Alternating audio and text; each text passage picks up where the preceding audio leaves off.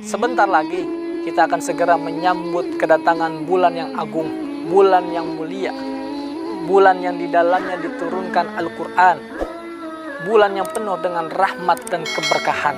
Bahkan di dalam bulan tersebut terdapat satu malam yang lebih baik daripada 1000 bulan, yaitu bulan suci Ramadan. Namun tidak semua orang dapat merasakan keberkahan dan rahmatnya Allah Subhanahu wa Ta'ala. Tidak semua orang mendapatkan ampunan di sisi Allah Subhanahu wa Ta'ala pada bulan tersebut. Oleh karenanya mesti banyak upaya dan usaha yang harus kita lakukan untuk menyambut kedatangan bulan tersebut, agar bulan suci Ramadan kita dapatkan rahmatnya, kita dapatkan keberkahan di dalamnya. Pertama, kita mesti melakukan banyak pemanasan, latihan. Dikisahkan seorang ulama besar bernama Al-Imam Al-Mulai. Beliau memiliki usaha toko.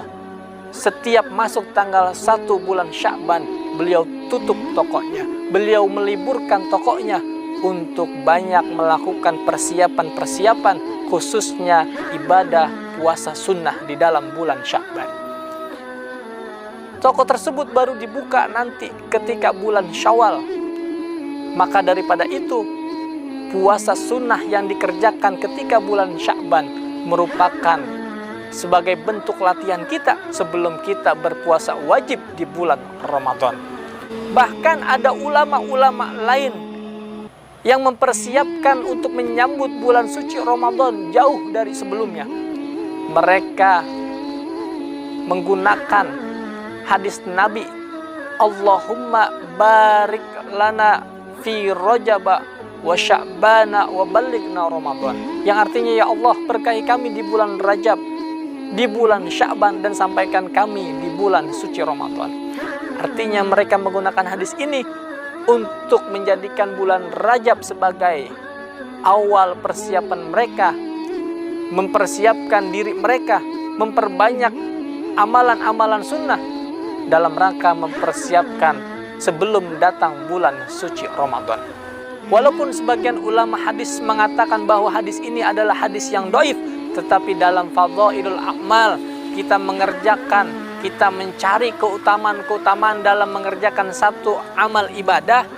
Terlebih lagi hadis tersebut kita gunakan dalam rangka kita memanjatkan doa kepada Allah Subhanahu wa Ta'ala, maka tidaklah mengapa kita gunakan. Sehingga manakala kita banyak pemanasan, banyak latihan sebelum datang bulan suci Ramadan, maka nanti pada akhirnya kita dapat menjalankan ibadah puasa dengan penuh keringanan, dengan penuh kekhusyuan, karena kita tidak merasa berat, karena kita tidak merasa dibebani dengan kewajiban kita. Maka ketika banyak persiapan-persiapan yang dilakukan oleh ulama-ulama kita terdahulu, tidaklah mengherankan saat mereka mampu menghatamkan setiap hari satu kali hatam. Bahkan ulama kita Al-Imam Asy-Syafi'i, beliau mampu menghatamkan dalam satu harinya 2 kali hatam. Persiapan yang kedua yaitu kita menggembirakan hati kita. Kita menyenangkan hati kita untuk kedatangan bulan suci Ramadan. Inilah yang kita kenal dengan istilah tarhib Ramadan. Kalau kita merujuk kepada kamus Al-Munawwir, berasal dari kata rohiba yarhabu, yang berarti luas, lapang, dan lebar. Kemudian ditambahi huruf tasydid di atas huruf ha menjadi rohaba yurohibu tarhib, yang artinya apa? Menyambut, menerima dengan penuh kelapangan, dengan penuh kegembiraan, dan dengan penuh keterbukaan hati kita. Lalu ada istilah lain yaitu marhaban ya Ramadan. Artinya apa? Kedatanganmu ya Ramadan kami terima dengan kelapangan dada, dengan keterbukaan, dan penuh dengan kegembiraan. Maka daripada itu, hati kita tentu harus bahagia dan harus bergembira agar dapat kita menjalankan semua rangkaian ibadah-ibadah selama bulan Ramadan dengan ringan dan penuh dengan sukacita. Ternyata kegembiraan yang ada dalam hati kita ini adalah modal utama agar kita menjadi tenang, agar kita menjadi khusyuk dalam beribadah kepada Allah Subhanahu wa Ta'ala. Terlebih lagi saat ini mewabahnya virus corona, ternyata faktor seseorang menjadi drop, seseorang menjadi yang terkena virus corona menjadi parah itu karena hati mereka ketakutan. Mereka begitu khawatir sehingga mereka menjadi korban keganasan virus tersebut. Namun manakala hati kita ini bahagia dan gembira, ini bisa meningkatkan imun di dalam tubuh kita, menguatkan imun yang terdapat dalam setiap tubuh kita, sehingga bisa menolak berbagai macam penyakit, berbagai macam virus dari luar, sehingga tubuh kita tetap sehat. Jadi semuanya kembali kepada hati kita. Manakala hati kita ini bahagia dan bergembira, maka itu baik untuk kita, terutama dalam menjalankan rangkaian ibadah selama di bulan suci Ramadan. Persiapan yang ketiga yang harus kita upayakan adalah memperdalam ilmu, terutama ilmu yang berkaitan dengan puasa wajib di bulan suci Ramadan. Maka kita mesti tahu apa saja rukun daripada ibadah puasa. Kita mesti tahu apa saja perkara-perkara yang membatalkan ibadah puasa dan perkara apa yang dapat membatalkan pahala-pahala puasa kita. Maka itu perlu kita tahu, bisa dengan cara kita membaca buku, atau bisa juga dengan cara kita bertanya kepada yang ahlinya di dalam bidang tersebut. Maka ilmu menjadi syarat diterimanya amal ibadah seseorang. Seseorang yang mengerjakan amal ibadah tanpa didasari dengan ilmu, maka sungguh amal ibadahnya akan sia-sia di sisi Allah Subhanahu wa Ta'ala. Persiapan yang berikutnya, yang keempat, yaitu dengan cara kita memperbaiki hubungan kita kepada Allah Subhanahu wa Ta'ala, atau yang barangkali kita lebih kenal dengan istilah taubat, yaitu kita kembali kepada Allah, kita memperbaiki hubungan kita kepada Allah dengan cara kita banyak-banyak bertobat kepada Allah. Taubat kita bisa dengan cara kita mengucapkan banyak-banyak istighfar, Astaghfirullahalazim, atau dalam satu riwayat hadis dari Abu Bakar radhiyallahu anhu, beliau meriwayatkan hadis dari baginda Rasulullah sallallahu alaihi wasallam, "Ma min rajulin yuznibu zanban, summa qama fatatahhara, summa shalla, summa yastaghfirullah, illa ghafarallahu lahu." Tidaklah seseorang hamba mengerjakan satu perbuatan dosa, kemudian mensucikan diri, berwudu, kemudian mengerjakan sholat, lalu beristighfar, memohon ampun kepada Allah, kecuali semuanya itu menjadikan sebab Allah ampunkan dosa untuk dirinya. Bulan Ramadan adalah bulan suci, maka kita juga harus mensucikan diri kita dengan banyak-banyak bertobat kepada Allah. Persiapan yang kelima, yaitu dengan cara kita menyambung silaturahim dengan sesama kita. Tentu dalam keseharian kita banyak salah, banyak khilaf yang terjadi di antara kita dengan manusia-manusia lainnya, baik kita sadari ataupun tidak kita sadari. Mesti kita perbaiki itu dengan cara kita menyambung silaturahim, dengan cara kita saling bermaaf-maafan satu dengan yang lainnya. Maka di antara hikmah diwajibkannya ibadah puasa di bulan suci Ramadan agar kita saling peduli dengan yang lainnya, agar kita tumbuh rasa kepedulian kita dengan yang lainnya.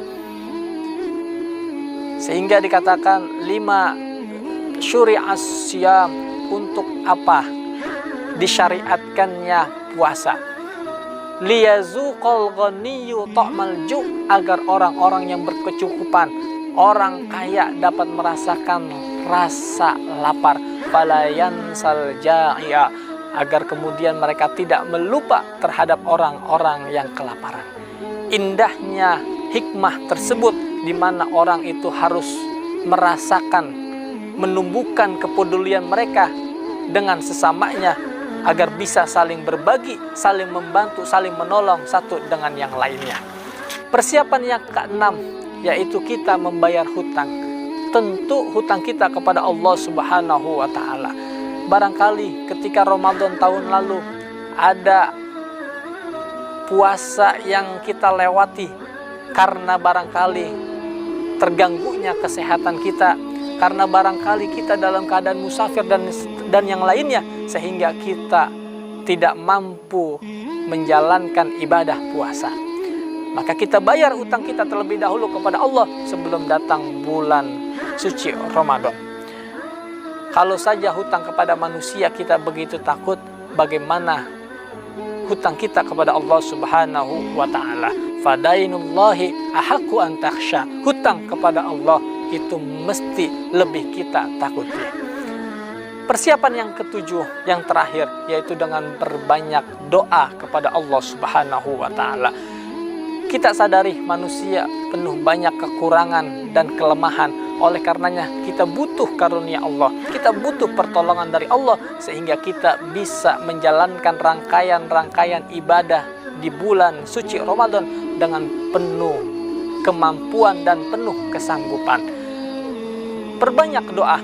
Salah satunya adalah Mu'az bin Jabal mendapati wasiat daripada Rasulullah SAW. Rasul bersabda, "Usika ya Mu'az, la tada'anna fi duburi kulli salatin." Aku beri wasiat kepada engkau ya Mu'az bin Jabal, jangan kau tinggalkan setiap di akhir daripada salatmu membaca doa. Apa doanya? Allahumma a'inni ala dzikrika wa syukrika wa husni ibadatik. Ya Allah, tolonglah aku untuk senantiasa bisa mengingatmu, berzikir kepadamu, untuk senantiasa bisa mensyukuri nikmatmu, dan untuk senantiasa bisa mengerjakan ibadah-ibadah kepadamu. Artinya kita butuh pertolongan Allah untuk senantiasa bisa beribadah, bisa mengerjakan amal-amal soleh. Saat kita bisa mengerjakan amal soleh, bukan karena kekuatan yang ada pada diri kita, bukan karena kemampuan yang ada pada diri kita, tapi yakinlah kita bisa beramal soleh, kita bisa beribadah, kita bisa membaca Quran, kita bisa sholat, semuanya karena rahmatnya Allah Subhanahu wa Ta'ala.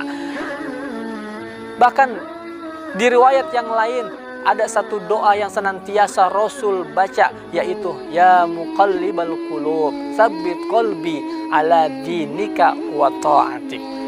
Wahai yang membolak-balikan hati, tetapkanlah hatiku untuk senantiasa beribadah di jalanmu dan mengerjakan ketaatan-ketaatan kepadamu.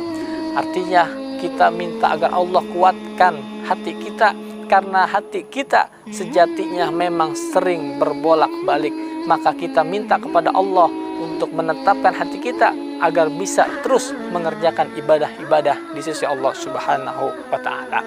Itulah beberapa hal-hal yang bisa kita upayakan agar kita bisa menyambut bulan suci Ramadan dengan penuh kesiapan kita, dengan penuh semangat kita, agar semua rangkaian ibadah selama bulan suci Ramadan, apakah itu puasa wajibnya, apakah itu bacaan Quran kita, apakah itu sholat malam kita, apakah itu sedekah kita, dapat kita kerjakan dengan penuh sukacita kita, dengan penuh semangat kita, dan penuh dengan kekhusyuan kita, agar kita berharap kepada Allah sehingga kita meninggalkan bulan suci Ramadan, kita keluar dalam keadaan sebagai sang juara, yaitu menjadi orang yang bertakwa di sisi Allah Subhanahu wa Ta'ala.